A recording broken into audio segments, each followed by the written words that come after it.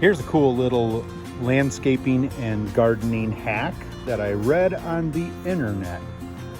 If you're getting weeds growing in to one of your flower or mulch gardens, you can actually use either construction paper or possibly even cardboard to put into the areas where you're going to have the weed growth.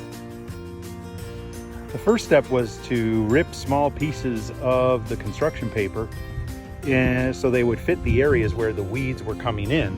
And now the next step is to basically water it down lightly, just so it'll stay into place, and get the paper a little bit wet so that it actually starts the process of decomposition.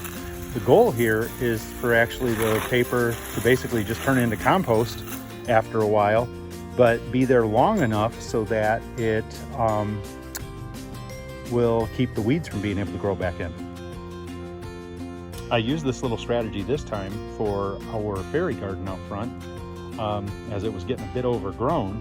And part of the reason that you want to use like paper, construction paper, or possibly cardboard is because it will ultimately break down and become part of the soil, and yet it will still last long enough to choke out some of the weeds that you don't want, thus keeping the soil quality below better.